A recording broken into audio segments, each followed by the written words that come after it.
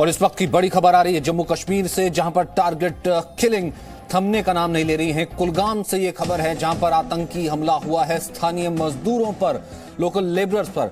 वहां पर जो काम करने वाले मजदूर हैं उन पर आतंकियों ने फायरिंग की है। इसमें एक मजदूर की मौत की खबर है, 2 मजदूर घायल हुए हैं, 3 मजदूरों पर ताबड़तोड़ फायरिंग की गई। आतंकी हमले की खबर है। खालिद हुसैन इस वक्त हमारे साथ मौजूद हैं। खालिद, एक बार फिर से ये टारगेट किलिंग की खबर है, क्या है जानना चाहेंगे? सचिन, ये वनपू इलाका है जिला कुलगाम दक्षिणी कश्मीर में, जहां से खबर मिल रही है कि नॉन लोकल जो लेबरर्स है, बिहारी लेबरर्स, उन पर अज्ञात जो है मिलिटेंट्स ने फायरिंग कर दी है और जिसमें 3 लोगों को ब्लड इंजरीज हुई है, जिसमें जो अभी तक खबर मिल रही है 2 की मृत्यु की खबर आ रही है। हालांकि इसकी आधिकारिक पुष्टि अभी होना बाकी है। तीनों को हालांकि तुरंत जो है हॉस्पिटल शिफ्ट किया गया था और तीसरा जो है वो क्रिटिकली इंजर्ड है।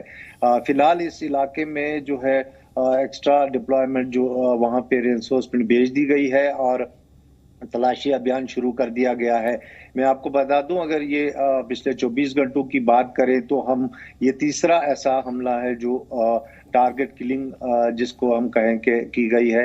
कल हमने देखा पुलवामा में और उसके बाद श्रीनगर के ईदगाह इलाके में और आज कुलगाम के वनपो इलाके में नॉन लोकल लेबरर्स भी, और कल भी 2 नॉन लोकल लेबरर्स थे जिनकी मृत्यु हो गई थी। तो कहीं ना कहीं ये एक चिंताजनक विषय है जो सुरक्षा एजेंसियों के लिए एक बहुत बड़ी चुनौती खड़ा कर रहा है, क्योंकि कश्मीर में अगर हम बात करें तो हजारों ये नॉन लोकल है ना, ये नॉन कश्मीरी? जी, नॉन लोकल लेबरर्स है। ये बिहारी लेबरर्स बताए जा रहे हैं जो वहां पर थे और जिन पर हमला किया गया है। और कहीं ना कहीं मैं आपको बता दूं, ये हजारों की संख्या में कश्मीर घाटी में होते हैं, यूपी बिहार से और कलकत्ता से। तो इन सबको सुरक्षा फराहम करना जो है कहीं ना कहीं बहुत चुनौती भरा कार्य है सरकार के लिए और सुरक्षा एजेंसियों के लिए। और इस तरह से ये सॉफ्ट टारगेट जो है उनको किल किया जा रहा है। और हमने देखा कि एंटी मिलिटेंट ऑपरेशंस भी किए गए थे। हालांकि पुलिस ने दावा किया था कि कुछ टारगेट किलिंग्स मामलों को उन्होंने सॉल्व भी किया, लेकिन उसके बावजूद उस बाद भी ये कल और आज 2 हमले जो है फिर देखने को, तीसरा हमला मैं आपको बता दूं आज देखने को मिला है। और वनपू इलाका है कुलगाम का जो बिल्कुल काजीगुंड के साथ में पड़ता है, यहाँ से करीबन 100 किलोमीटर पर 90 किलोमीटर की दूरी पर है श्रीनगर में। तो इसी तरह से गांव, विभिन्न गांव नहीं, अगर उस हिसाब से देखा जाए खालिद, एक बार मैं फिर से खबर बता दूं कि बाकायदा आतंकियों ने नॉन लोकल लेबरर्स थे, आपने कहा नॉन कश्मीरी लेबरर्स थे, उनको रोका और 3 मजदूरों पर फायरिंग की है, जिसमें 3 को गोलियां लगी हैं। हालांकि 9 ये कहा जा रहा है कि संख्या थी, 3 को गोलियां लगी हैं, उसमें से 2 अब भी घायल हैं, 1 क्रिटिकली इंजर्ड है, 1 की मौत की खबर है। ये नॉन कश्मीरी है। उस लिहाज से अगर देखा जाए तो जम्मू कश्मीर के कुलगाम की घटना है, लगातार टारगेट किलिंग की घटनाएं जो हैं वो बढ़ती चली जा रही हैं। और अब एक बार फिर से ये हमला हुआ है, आतंकी हमले में 1 मजदूर की फिलहाल मौत की खबर आ रही है। अदिति इस वक्त मेरे साथ जुड़ गई हैं। अदिति, आप तो अभी वहीं थी और जितना मैं भी कश्मीर को जानता हूं आप भी जानती हैं। ये अगर देखा जाए ये सॉफ्ट टारगेट, ये मतलब इन द सेंस कि अगर दिहाड़ी मजदूर या यूपी बिहार के मजदूर हजारों की संख्या में हैं, लोकल लेबरर्स हैं, वहां पर रेडी वाले, पटरी वाले, दुकानों पर काम करने वाले, खेतों में काम करने वाले, ये निहत्ते बेचारे लोग, मैं तो कहूंगा, अब इनको अगर टारगेट किया जा रहा है, इससे बड़ा फ्रस्ट्रेटिंग पॉइंट क्या हो सकता है आतंकियों के लिए?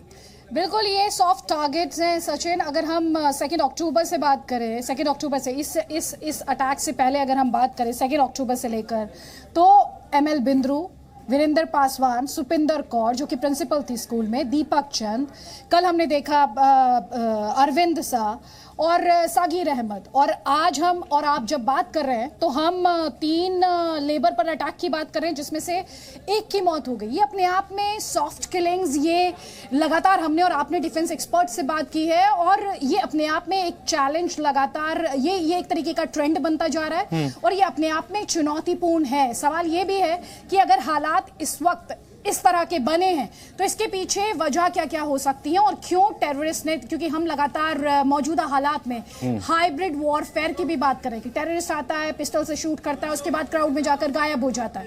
तो ये एक हाइब्रिड वॉरफेयर, लेकिन सॉफ्ट किलिंग्स की जा रही है, सॉफ्ट टारगेट किलिंग्स है, और साथ ही हम लगातार टारगेटेड किलिंग्स की भी बात कर रहे हैं।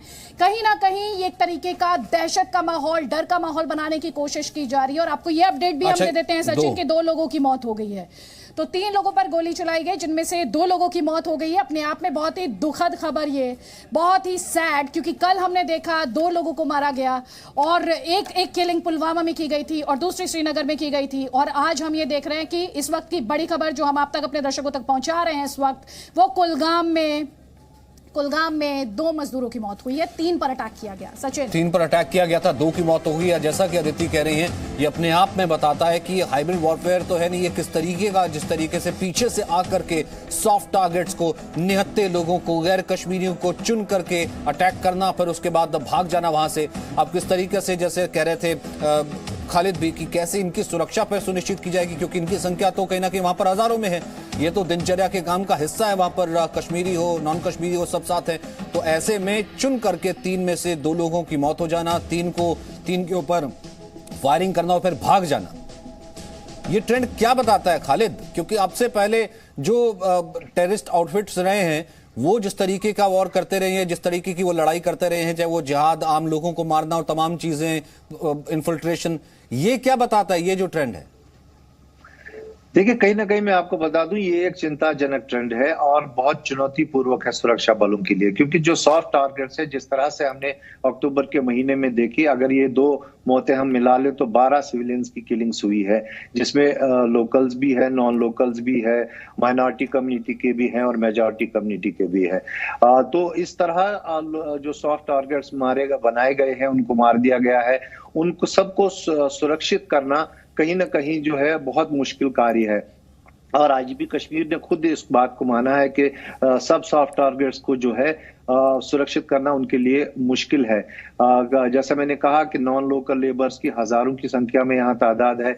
वहीं अगर यहाँ पर बात करें, अगर हम पीछे जाएं अक्टूबर के ही महीने में, तो यहाँ एक पीडीडी एम्प्लॉय को भी मार दिया गया, करण नगर में एक स्थानीय लोग आदमी को मार दिया गया, तो वो भी अनसिक्योर्ड थे, उनको भी कोई प्रोटेक्शन नहीं थी, अनप्रोटेक्टेड पर्सन थे जिनको गोली मार दी गई।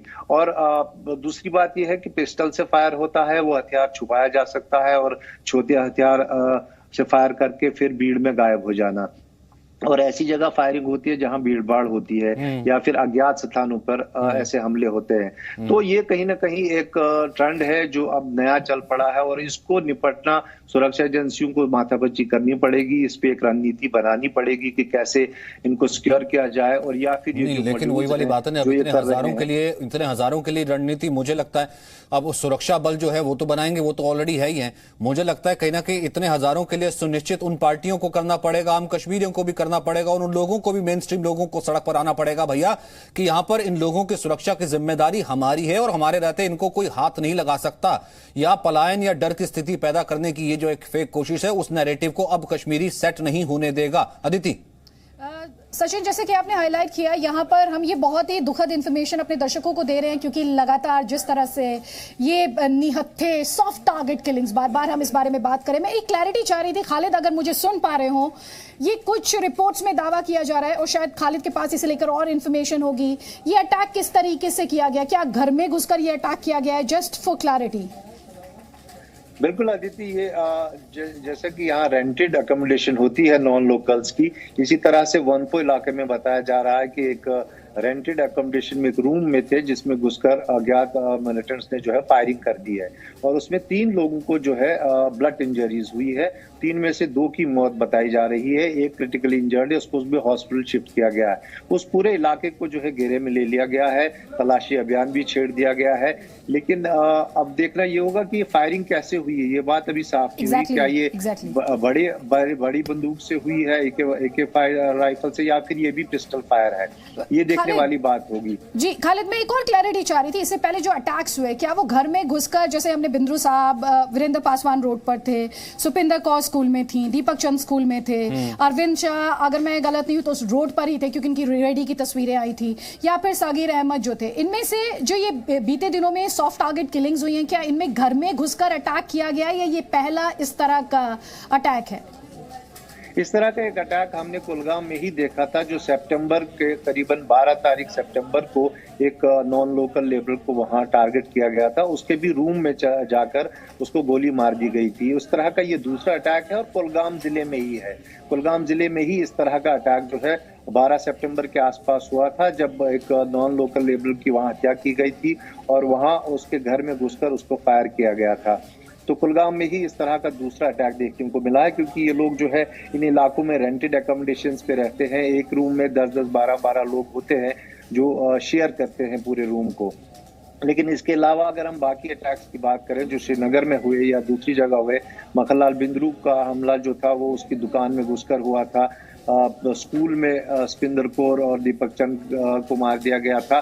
लेकिन बाकी जो स्ट्रीट वेंडर्स थे, गोलगप्पे वाले, अच्छा, इसके बारे में कोई इंटेलिजेंस इनपुट्स अभी तक आए हैं? क्योंकि 24 घंटे में ये लगातार तीसरा हमला और उससे पहले अब टोटल 12 लोगों की, 12 नॉन कश्मीरीज की जो है 12 टोटल जो है सिविलियंस की मौत हो चुकी है। इसके बारे में कुछ इनपुट्स आए कि मतलब क्या इसके पीछे की कॉल क्या है? कोई आउटफिट है या फिर कोई अलगाववादी दोबारा खड़े होने की कोशिश है, टेररिस्ट ग्रुप्स हैं, या फिर क्या है? ये मोडस ऑपरेंडी क्या नजर आता है? देखिए, मैं आपको बता दूं, जिस तरह पिछले यहाँ पे श्रीनगर में हमले हुए 5 अक्टूबर को या 2 अक्टूबर को, उस बार जो पुलिस ने हमें बताया कि टीआरएफ जो है इन हमलों को अंजाम दे रहा है।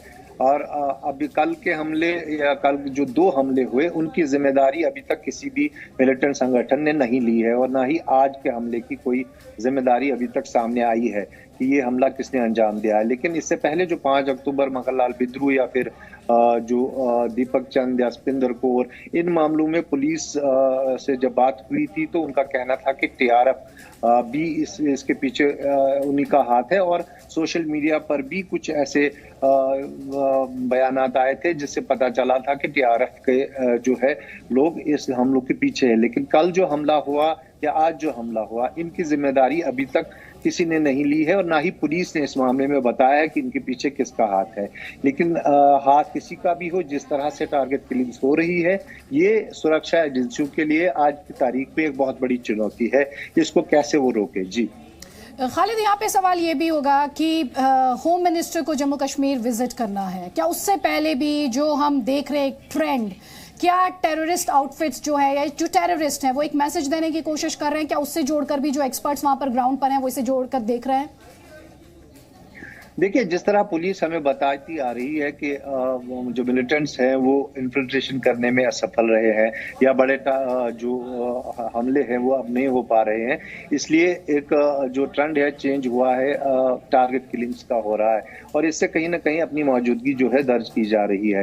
ये पुलिस का मानना है कि इन हमलों के पीछे क्या कारण हो सकता है। लेकिन अभी जितने भी सिविलियन किलिंग्स हुई है उनकी थॉरली आशीष सूद इस वक्त हमारे साथ जुड़ गए। एक रिएक्शन में पहले उनका ले लेता हूं। 24 घंटे में तीसरा हमला, अभी खबर आई कुलगाम से आशीष जी कि आम सिविलियन, आम मजदूर थे, 3 लोग जा रहे थे, निहत्थे थे, उन पर गोलियां बरसाई गई हैं, 2 की मौत की खबर है और ये सिलसिला रुक नहीं रहा। दुर्भाग्यपूर्ण है, मगर सिक्योरिटी फोर्सेस इन आतंकवादियों को, इन इन्फिल्ट्रेटर को न्यूट्रलाइज करने के लिए पूरी मुस्तैदी से, पूरी जिम्मेदारी से अब काम कर रही हैं। और कुछ राजनीतिक दल भी ऐसे हैं जो इन इन्फिल्ट्रेटर्स को, इन आतंकवादियों को एक प्रकार का प्रश्रय देते हैं। आप देखिए, पिछले कुछ समय पे जितनी भी ये घटनाएं की हैं, जो यहाँ के अपने आप को तथाकथित तीन राजनीतिक दल कहते हैं, उनके वक्तव्यों पे सरकार को ही घेरने का काम है। आतंकवादियों की निंदा पाकिस्तान और बाकी लोग भारत में जो सामान्य होती जम्मू कश्मीर की डेमोक्रेटिक प्रोसेस है, सामान्य होते जनजीवन को अस्त व्यस्त करने के काम है, उसके साथ नहीं खड़े हो रहे हैं। वो अपने बचे कुचे पीडीपी जैसे दल अपने बचे कुचे राजनीतिक आधार को इन इन्फिल्ट्रेटर्स के साथ जोड़कर बता रहे हैं। उसके कारण भी ये बढ़ रहा है। मगर सिक्योरिटी फोर्सेस ने, चाहे वो पुलिस हो या जहां भी हो, ऐसे लोगों को जिन्होंने सरे राह चलते पुलिस कर्मी पे हमला किया, उनको भी नेस्तनाबूद किया है। पिछले हमलों के दोषियों को भी पकड़ा और नेस्तनाबूद किया है। आशीष जी, आपके जो ओपोनेंट्स हैं, आपके जो विरोधी हैं, वो आपसे सवाल पूछ रहे हैं। वो बार बार एक ही बात दोहरा रहे हैं कि 370 हटाने के बाद आपने कहा था अमन शांति आएगी, लेकिन बीते दिनों में जिस तरह से इन अटैक्स की संख्या बढ़ी है, उसे लेकर आपके पास क्या जवाब है सर? देखिए, अमन शांति आ चुकी है, आ चुकी थी भी। अपने ब्राउनी पॉइंट स्कोर करने के लिए इस प्रकार के हमलों के साथ जो हमारे विरोधी दल खड़े हो रहे हैं, आप पिछले 2 वर्षों की गतिविधियों को देखिए। 5 अगस्त 2019 के बाद 2020 को तो लोग कह सकते हैं कोविड काल था। 2021 5 अगस्त बिल्कुल शांतिपूर्ण तरीके से निकला। जो लोग कहते थे झंडा उठाने वाले नहीं होंगे, उनके मुंह पर ताले पड़ गए। अब वो ऐसे फोर्सेस के साथ मिलकर, उनको प्रश्रय देकर, उनको कवरिंग फायर देकर इस प्रकार की घटनाओं को एक तरह से प्रोत्साहित भी करने का काम कर रहे हैं। आशीष जी, कवरिंग फायर की बात आप कर रहे हैं सर। मेरा ये वाक्य पूरा होने दीजिए। मगर इस बात को भी समझने की जरूरत है, जिन्होंने ये घटना की है, चौकन्नी सिक्योरिटी फोर्सेस ने उनको बहुत जल्द उनके अंजाम तक पहुंचाने का काम। सिक्योरिटी फोर्सेस को लेकर सवाल नहीं है, क्योंकि 9 डेज में 9 एनकाउंटर्स, 13 टेररिस्ट का उन्होंने खात्मा किया है। सिक्योरिटी फोर्सेस को लेकर नहीं है, लेकिन एक बड़ा कंसर्न है, अब बड़ा कंसर्न है सिक्योरिटी को लेकर, और खास तौर पर नॉन कश्मीरीज की सिक्योरिटी को लेकर। उन्हें कैसे सुरक्षा सुनिश्चित की जाएगी, उनका भरोसा कैसे जीतेंगे आप? देखिए, सरकार ने बार बार, वहां के प्रशासन ने, पुलिस के अधिकारियों ने इस बात के लिए लोगों को आश्वस्त किया है। भारतीय जनता पार्टी के सभी कार्यकर्ता इस प्रकार की सिलेक्टेड किलिंग जिनके साथ हो रही है, उनके परिवारों के साथ हैं। हम हर प्रकार से प्रशासन के साथ और इन सिलेक्टेड किलिंग पे टारगेट किए जा रहे परिवारों के साथ हैं हम किसी भी तरीके से। नहीं, लेकिन आशीष जी ठीक है, अगर ये आप ये कह रहे हैं, लेकिन ये स्थिति आगे गंभीर हो सकती है। फिलहाल अगर जिस तरीके की स्थिति है, और आप खुद चाह रहे हैं कि कुछ ऐसे लोग हैं जो शायद कुछ भले उसमें राजनीतिक क्लास वाले कुछ ऐसे लोग हों, या फिर कुछ लोग जो कि अलगाववादी सोच, या कुछ ऐसे लोग बैठे हों जो कि चाहते हैं स्थिति दोबारा घाटी में खराब हो और वो उसी का फायदा उठाना चाहते हैं। फिलहाल ऑपरेशन लेकिन लगातार चल रहा है। पुलिस और सुरक्षा बलों ने इस पूरे इलाके को घेर लिया है। लगातार आतंक के खिलाफ ऑपरेशन तो लगातार जारी है। हालांकि कुल मिलाकर के 12 किलिंग्स हैं सिविलियंस की, लेकिन खालिद, इसके खिलाफ जो सुरक्षा बलों का ऑपरेशन चल रहा है, वो अब तक उसमें कितने आतंकी मारे गए हैं और इसकी क्या खबर है ग्राउंड से? देखिए, जो एंटी मिलिट्री ऑपरेशन हमने 5 अक्टूबर से देखे हैं, खासकर 8 अक्टूबर से अगर हम बात करें तो 9 मुठभेड़ें हुई हैं कश्मीर घाटी में विभिन्न इलाकों में, जिसमें पुलिस ने 13 मिलिटेंट्स के मारे जाने का जो है दावा किया है, जिसमें श्रीनगर के 3 मिलिटेंट जो सिटी में ऑपरेट करते थे वहाँ वो मारे जा चुके हैं। इसके अलावा लश्कर तैयबा का एक कमांडर बताया जा रहा है और एक जैश का कमांडर। और विभिन्न इलाकों में, शुपियन में, अनंतनाग में, बांडीपोरा में, श्रीनगर में मुठभेड़ें हुई। 9 मुठभेड़ें टोटल हुई हैं, जिसमें 13 मिलिटेंट्स को जो है मार गिराया गया। और इस वर्ष की अगर हम बात करें तो ये आंकड़ा करीबन 128 के करीब है जो मिलिटेंट्स के मारे जाने का है। लेकिन इन मिलिटेंट्स को जो मारा गया है रिसेंटली अगर हम बात करें, चलिए इस वक्त जो खबर आ रही है, पुलिस ने इस पूरे इलाके को घेर लिया है, सुरक्षा बलों ने इस पूरे इलाके को घेर लिया है। जो भी आतंकी यहाँ पर छिपा होगा, जैसा कि आपने कहा कि अगर आतंकी यहाँ पर लगातार वार कर रहे हैं तो कोशिश की जा रही है उनको वहीं पर ही न्यूट्रलाइज कर दिया जाए। जिस तरीके से पासवान की किलिंग की गई थी और उसके बाद उस लोकल पानीपुरी वाले की, और उसके बाद से उस आतंकी को तुरंत मार भी गिराया गया था। और फिलहाल ये कोशिश की है। ये पहले तस्वीरें इस वक्त वहां से आ रही हैं जहां पर अस्पताल में भर्ती कराया गया है। 3 मजदूर थे, तीनों को अस्पताल में भर्ती कराया गया था। ब्लड इंजरीज आई थी, जैसा कि खालिद ने भी बताया। इसमें से 2 मजदूरों की मौत की खबर है। चश्मदीद जो वहां पर मौजूद है, उनका क्या कहना है इसमें? आप कहाँ से? वनपुर में रहते हैं सर। तो क्या हुआ वहाँ पे वनपुर में? वहाँ पे हम लोग रूम पे बैठे हुए थे, अचानक ये लोग आया, उधर से दौड़े हुआ, बोलता गोली लग गया इनको। फिर वहाँ से लेके हमारे डॉक्टर के तो कितने बंदों का गोली लग गई है? लगभग वहाँ 3 आदमी थे सर। तो अभी क्या स्थिति है उनकी तो वो 2 का पता नहीं है, लग रहा है। तो आप लोग कहाँ पे रहते हो? हम लोग वनपुर मार्केट में रहते हैं अंदर। काम क्या करते हो आप लोग? मजदूरी सिर्फ का काम। अच्छा, घर कहाँ है आपका? बिहार। तो कितने बंदूक बरदार थे? 3 बंदे पे हमला हुआ। हमलावर 3 थे। तो 3 बंदे थे और उनको गोलियां लगी। फिलहाल उनका कि अस्पताल में भर्ती कराया गया। हम उनको देखने के लिए आए हैं। वहां पर लोकल लोग थे। अदिति, फिर वही तो अभी जिक्र बीजेपी के सह प्रभारी से कर रहा था कि जैसा आपने भी कहा कि अगर यहां पर अभी ये संख्या 12 है, लेकिन कुल मिलाकर के गैर कश्मीरियों की संख्या या फिर जो लोग वहां काम करते हैं, रोजी रोटी के लिए गए हैं और अन्य लोग हैं, उनकी संख्या तो हजारों में है। फिर आप क्या कीजिएगा अगर ये पैनिक जो है दौड़ने लगे? एब्सोल्युटली सचिन, क्योंकि हम लगातार आप देख रहे हैं कि अक्टूबर 2 के बाद इस तरह की killings, soft killings, targeted killings, इनका नंबर ऊपर जा रहा है। हम पैनिक क्रिएट नहीं करना चाहते, हम दहशत या डर का माहौल क्रिएट नहीं करना चाह रहे, लेकिन टेररिस्ट जो है वो इसी तरह का माहौल, इसी तरह का टेरर और इसी तरह की दहशत क्रिएट करना चाहते हैं। यहाँ पर सबसे बड़ा सवाल अब किसी के भी जहन में होगा सचिन, हमें इस बात को समझना होगा, जो इस समय जम्मू कश्मीर में मौजूद है उसके जहन में सबसे बड़ा सवाल होगा अपनी सेफ्टी को लेकर, अपनी सुरक्षा को लेकर। और ऐसे में एडमिनिस्ट्रेशन पर भी अब जिम्मेदारी होगी, एक्स्ट्रा जिम्मेदारी होगी। हालांकि हर केस में हर लिहाज से अकाउंटेबिलिटी भी उनकी है और जवाबदेही और साथ ही जिम्मेदारी भी उनकी है। और हमारी अभी 2-3 दिन पहले जब एलजी मनोज सिन्हा से बात हुई थी तो उन्होंने इस बात को स्पष्ट किया था कि किसी भी कीमत पर, किसी भी हालात में टेरर के खिलाफ ऑपरेशंस नहीं रुकेंगे। तो ये आप टेरर के खिलाफ जो ऑपरेशंस चलाए जा रहे हैं सचिन, कल तक 9 दिन 9 एनकाउंटर्स, 13 टेररिस्ट यानी आतंकियों का खात्मा। तो पूरे तरीके से सिक्योरिटी फोर्सेस जो थे वो ऑफेंस पर थे और जो टेररिस्ट थे वो कॉर्नर्ड थे। हमने कल शाम से एक बार फिर से इस तरह के अटैक्स को लेकर खबरें आनी शुरू हुई। 3 अटैक्स की बात हम इस वक्त कर रहे हैं, लेकिन सबसे बड़ा सवाल सचिन अगर होगा तो जो नॉन कश्मीरीज हैं उनके जहन में जो इस समय संशय आ रहा होगा, डर आ रहा होगा, जो कि बहुत लाजमी है इस तरह के आतंकी हमलों के बाद, उसे एड्रेस करना एक बहुत इंपॉर्टेंट पार्ट है। और दूसरा, आप ऐसे लोगों को सिक्योरिटी कैसे प्रोवाइड करेंगे। और तीसरी बात, हमने देखा था जब पहले राउंड के सॉफ्ट किलिंग्स हुए थे उसके बाद बड़ी संख्या में लोगों को डिटेन भी किया गया था और ये भी कहा गया था कि इससे टेरर का जो एक नेटवर्क बना है, खासतौर पर OGWs, ओवरग्राउंड वर्कर्स का जो एक नेटवर्क बना है, उस पर एक जोरदार प्रहार हुआ है। तो कहीं ना कहीं अब वो जो उस पर प्रहार किया गया, आई एम श्योर जो फोर्सेस हैं, जो जम्मू कश्मीर पुलिस है, वो अपनी स्ट्रैटेजी के बारे में जरूर सोचेगी। और जाहिर तौर पर देखें 24 घंटे 36 घंटे से ज्यादा वक्त टेररिस्ट के पास नहीं होता है, क्योंकि हमने देखा JNK पुलिस और सिक्योरिटी फोर्सेस आतंकियों को न्यूट्रलाइज करते हैं। जैसा कि हमने पिछली जो सॉफ्ट किलिंग्स की गई थी जिन टेररिस्ट द्वारा, उतना ही time security forces and JNK police को लगा उन लोगों को न्यूट्रलाइज करने में, टेररिस्ट को न्यूट्रलाइज करने में।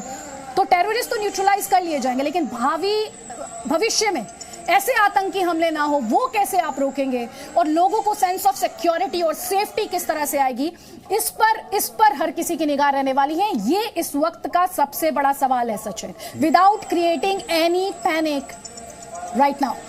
जाहिर सी बात है। और इस वक्त वो पॉलिटिकल पार्टियां जो कहती हैं खुद को कि हम तो मेन स्ट्रीम पॉलिटिकल पार्टियां, गुपकार से लेकर के तमाम जगहों तक वो चल पड़ी थी, क्या अब वो एक ट्वीट से ज्यादा आगे बढ़ेंगी, इन लोगों के घर जाएंगी, इन लोगों को एड्रेस करेंगी, बाकी कम्युनिटी को एड्रेस करेंगी कि हाँ हम खड़े हैं और आपकी सुरक्षा की जिम्मेदारी सबसे पहले मेरी है। एक सेकंड में आई विटनेस की जो है, एक बार मैं आई विटनेस के जो है दोबारा से वो बयान सुना देता हूँ, वापस आता हूँ। आप कहाँ से हो? वनपुर में रहते हैं सर। तो क्या हुआ वहाँ पे वनपुर में? वहाँ पे हम लोग रूम पे बैठे हुए थे, अचानक ये लोग आया, उधर से दौड़े हुआ, बोलता गोली लग गया इनको, फिर वहाँ से लेके हमारे डॉक्टर के तो कितने बंदों का गोली लग गई है? लगभग वहाँ 3 आदमी थे सर। तो अभी क्या स्थिति है उनकी तो वो 2 का पता नहीं है, लग रहा है। तो आप लोग कहाँ पे रहते हो? हम लोग वनपुर मार्केट में रहते हैं अंदर। काम क्या करते हो आप लोग? मजदूरी सिर्फ का काम। अच्छा, घर कहाँ है आपका? बिहार। तो कितने बंदूक बरदार थे? 3 बंदे पे हमला हुआ। हमलावर 3 थे। ठीक है। और ये जो है इस वक्त की पहली तस्वीरें भी आ रही है जो आप देख रही है कुलगाम से जम्मू कश्मीर से। बोलिए दीदी। सचिन, एक और पॉइंट, आप थोड़ी देर पहले सियासी दलों का जिक्र कर रहे थे, हमें यहाँ पर बात करनी बहुत ज्यादा जरूरी है, अपने दर्शकों का ध्यान हम लाना चाहते हैं। जाहिर तौर पर वो सभी पॉलिटिकल पार्टीज, चाहे NC हो, नेशनल कॉन्फ्रेंस हो, या फिर PDP हो, या फिर दूसरी पार्टीज हो जम्मू कश्मीर की, वो सीधे तौर पर कहेंगे कि इसकी जिम्मेदारी एडमिनिस्ट्रेशन पर है, सरकार में हम नहीं है, हमारी जवाबदेही नहीं है। लेकिन एक सवाल जो उन सभी राजनीतिक दलों से पूछा जाना चाहिए, जो एक शब्द, एक सेंटेंस में संवेदना व्यक्त करते हैं और उसके बाद उनके स्टेटमेंट्स क्या होते हैं। महबूबा मुफ्ती की खासतौर पर बात कर लेते हैं। उन्होंने कल ये कहा था कि आप जम्मू कश्मीर की आवाम को इंगेज कीजिए, उनके साथ कंस्ट्रक्टिव डायलॉग कीजिए। वहां पर सवाल ये उठता है कि कंस्ट्रक्टिव डायलॉग तो आप ही के साथ करेंगे, आप जनता के नुमाइंदे हैं। हमने ये देखा कि दिल्ली में बुलाया गया था, दिल्ली में इनकी भाषा और थी। आपको याद होगा जब प्रधानमंत्री के साथ इनकी मीटिंग हुई थी तो उसके बाद में इनके सुर अलग थे, और जैसे ही ये नेता श्रीनगर पहुंचे उसके बाद इनकी बोली कंप्लीटली बदल गई। यहां पर जो इनके दोहरे स्टैंडर्ड्स हैं, डबल स्टैंडर्ड्स हैं, दोहरे मापदंड है, वो इस तरह से भी एक्सपोज होते हैं सचिन, कि जब ये एक लाइन में संवेदना व्यक्त करते हैं, लेकिन पाकिस्तान प्रायोजित आतंकवाद, आतंकियों के खिलाफ बोलने से साफ तौर पर बचते दिखाई देते हैं। और तीसरी बात, आपने और हमने कई ऐसे डिस्कशंस और डिबेट्स किए जहां पर इन दलों द्वारा एक डराने वाली सियासत की गई। क्या कहकर यह सियासत की गई कि लगातार डेमोग्राफी को चेंज करने की कोशिश की जा रही है। अगर आपको याद हो, यह एडमिनिस्ट्रेशन पर सबसे बड़ा हमला था। इन राजनीतिक दलों की सबसे बड़ी आलोचना का पॉइंट था कि जम्मू कश्मीर की जो डेमोग्राफी है, खासतौर पर कश्मीर की जो डेमोग्राफी है, उसे चेंज करने की कोशिश की जा रही है। उसका फियर, उसका एक डर और एक दहशत वाला माहौल क्रिएट करने की कोशिश इन दलों द्वारा भी एक तरीके से आप कह सकते हैं की गई। एक सेंस ऑफ इनसिक्योरिटी क्रिएट करने की कोशिश की गई। जवाबदेही उन सियासी दलों की भी है और साथ ही एडमिनिस्ट्रेशन की भी है। Presenting B News app available on Google Play and App Store. Download it now.